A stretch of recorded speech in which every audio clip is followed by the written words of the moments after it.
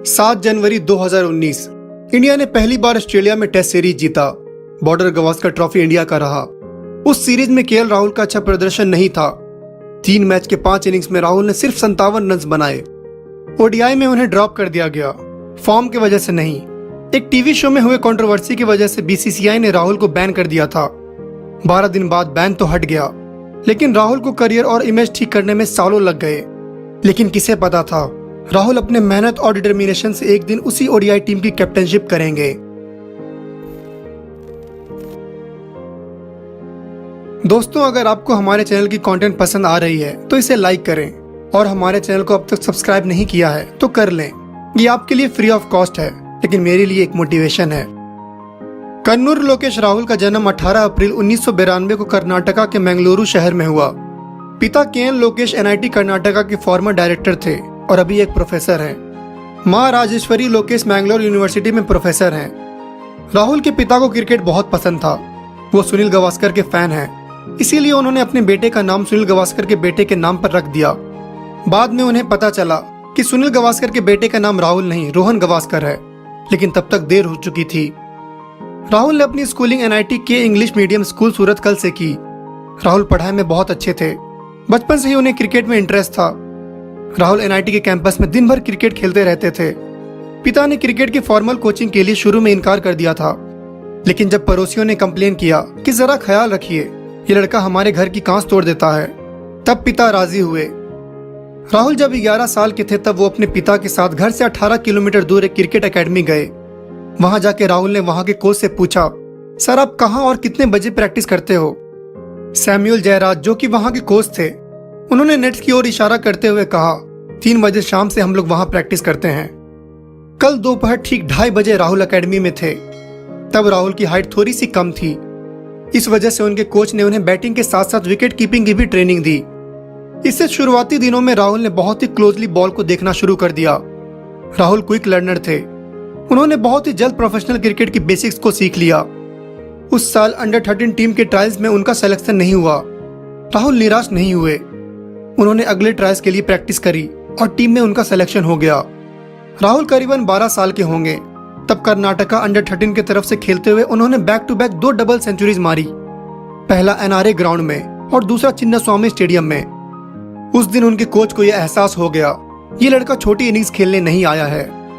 News और अखबारों में केएल राहुल का नाम छपा। राहुल द्रविड़ चिन्नास्वामी स्टेडियम में नेट प्रैक्टिस करने आए हुए थे। कोच जयराज ने राहुल को बाउंड्री लाइन से द्रविड़ की बैटिंग टेक्निक और स्टाइल को ऑब्जर्व करने को कहा। लगभग 1 सप्ताह तक राहुल रोज द्रविड़ की नेट प्रैक्टिस देखते थे। एक दिन राहुल द्रविड़ ने कोच जयराज के पास आकर कहा, मैंने इस लड़की की बैटिंग देखी है, ये बहुत ही अच्छा खेलता है, इस पे ध्यान देना। कोच ने द्रविड़ से राहुल को कुछ टिप्स देने को कहा। वो कन्वर्सेशन राहुल को जिंदगी भर याद रहेगी। राहुल हर जूनियर लेवल्स पे अच्छा परफॉर्म कर रहे थे। अंडर 15 कर्नाटका टीम की तरफ से खेलते हुए एक सीजन में राहुल ने 3 सेंचुरीज मारी। 18 किलोमीटर बस से अप डाउन करना अब राहुल का रोज का स्केड्यूल बन चुका था। क्लास 10th में राहुल ने 90% स्कोर किया। पिता चाहते थे बेटा इंजीनियर बने, लेकिन राहुल ने जैन यूनिवर्सिटी से बीकॉम करने का सोचा, जिससे वो क्रिकेट पे और ध्यान दे पाए। 2010-11 रणजी ट्रॉफी सीजन में राहुल ने अपना फर्स्ट क्लास डेब्यू किया। उसी साल 2010 अंडर 19 वर्ल्ड कप के लिए उनका सिलेक्शन हुआ। 62 रन की एक पारी को छोड़ के टूर्नामेंट में उनका फॉर्म उतना अच्छा नहीं था। इस वजह से उन्हें अगले सीजन के रणजी ट्रॉफी टूर्नामेंट से ड्रॉप कर दिया गया और अगले साल इंजरी के कारण वो रणजी टूर्नामेंट के सिर्फ 5 ही मैच खेल पाए। लेकिन कहते हैं ना, आज बुरा है तो क्या हुआ, कल अच्छा आएगा, वक्त ही तो है, बदल जाएगा। अगले साल रणजी ट्रॉफी 2013-14 सीजन के 10 मैचों के 17 इनिंग्स में राहुल ने 1033 रन बनाए विद एन एवरेज ऑफ 68.86, जिसमें 3 शतक और 4 अर्धशतक शामिल थे। टूर्नामेंट के वो सेकंड हाईएस्ट स्कोरर थे। 2013 में आरसीबी ने राहुल को as a wicket keeper batsman अपने टीम में शामिल कर लिया। 2014 बॉर्डर गवास्कर ट्रॉफी के लिए इंडियन टेस्ट टीम का सिलेक्शन होना था। एक सप्ताह पहले हुए दुलीप ट्रॉफी के फाइनल में साउथ जोन की तरफ से खेलते हुए राहुल ने मैच के दोनों इनिंग्स में सेंचुरी मारा, 185 और 130। सेलेक्टर्स ने केएल राहुल को वीरेंद्र सहवाग और गौतम गंभीर के आगे एज ए थर्ड ओपनर के रूप में सेलेक्ट कर लिया। 26 दिसंबर 2014 को एमएस धोनी के हाथ से केएल राहुल को अपना टेस्ट कैप मिला, लेकिन उस मैच में मिडिल ऑर्डर में बैटिंग करते हुए राहुल ने दोनों इनिंग्स में सिर्फ 1-1 रन ही बनाए। अगले मैच में शिखर धवन की जगह इनिंग्स ओपन करते हुए राहुल ने अपना मेडन टेस्ट सेंचुरी मारा और सेलेक्टर्स और धोनी के डिसीजन को सही ठहराया। सीरीज से वापस लौटने के बाद राहुल ने 2014-15 रणजी ट्रॉफी के सीजन में उत्तर प्रदेश के अगेंस्ट एक ट्रिपल सेंचुरी मारा and became Karnataka's first triple Centurion. IPL 2014 में हैदराबाद की तरफ से खेल रहे राहुल को 2016 आईपीएल में आरसीबी ने वापस अपनी टीम में शामिल कर लिया। 11 जून 2016 को जिम्बाब्वे के अगेंस्ट उनका ओडीआई इंटरनेशनल डेब्यू हुआ और डेब्यू पे शतक मारने वाले वो पहले इंडियन क्रिकेटर बन गए। उसी टूर पे 18 जून 2016 को अपना टी20 इंटरनेशनल डेब्यू किया। आरसीबी के कैंप में विराट कोहली और एबी डिविलियर्स से राहुल ने बहुत कुछ सीखा। 2018 आईपीएल में पंजाब ने राहुल को 11 करोड़ में खरीद लिया। उस सीजन के पहले ही मैच में उन्होंने 14 बॉल्स में 50 रन मारे और टूर्नामेंट के थर्ड हाईएस्ट स्कोरर थे। 14 मैच में राहुल ने 659 रन बनाए with an average of 52.50 and strike rate of more than 155। 12 जनवरी 2019 को जब इंडिया ऑस्ट्रेलिया में पहली बार अपनी टेस्ट सीरीज की जीत का जश्न मना रही थी, तब केएल राहुल को बीसीसीआई की तरफ से सस्पेंशन लेटर आया। एक टीवी शो में कंट्रोवर्सी के कारण राहुल और हार्दिक पांड्या को बीसीसीआई ने सस्पेंड कर दिया। राहुल को 20 टूर से इंडिया वापस आना पड़ा। 14 दिन तक राहुल अपने कमरे में बंद थे। वो बाहर आने से डर रहे थे। उनके पेरेंट्स सोचने लगे अब तो बच्चे का करियर और इमेज सब बर्बाद हो गया। लेकिन बीसीसीआई ने 24 जनवरी 2019 को सस्पेंशन कैंसिल कर दिया। राहुल को अपना करियर और इमेज वापस से बनाने के लिए कड़ी मेहनत करनी थी। 2019 ओडीआई वर्ल्ड कप के लिए इंडियन टीम में राहुल का सिलेक्शन हुआ। टूर्नामेंट में राहुल ने श्रीलंका के अगेंस्ट वर्ल्ड कप में अपना मेडन सेंचुरी मारा। उसी साल उन्होंने अपना मेडन आईपीएल सेंचुरी भी मारा।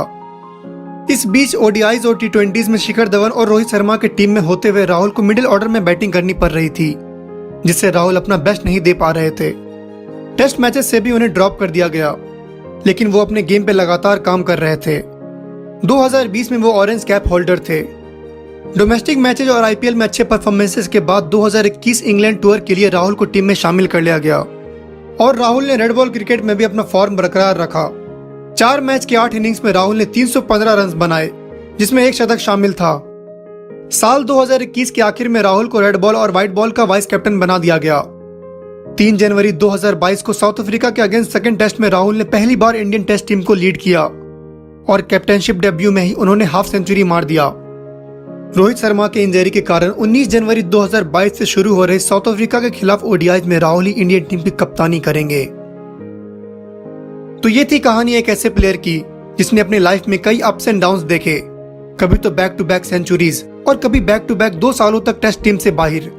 लेकिन इस बंदे ने हमेशा अपने गेम पे ध्यान दिया, उसको हमेशा इंप्रूव करने का सोचा और देखिए आज वो इंडियन टीम का एक अहम हिस्सा है। तो हम लोग प्रे करते हैं कि राहुल यूं ही कमाल लाजवाब बैटिंग करते रहें और इंडियन टीम को लोकेश बनाए। अगर आपको ये वीडियो पसंद आई है तो इसे लाइक करें। हमारे चैनल को अब तक सब्सक्राइब नहीं किया है तो कर लें। मिलते हैं अगले वीडियो में, तब तक के लिए ख्याल रखें अपना और अपनों का।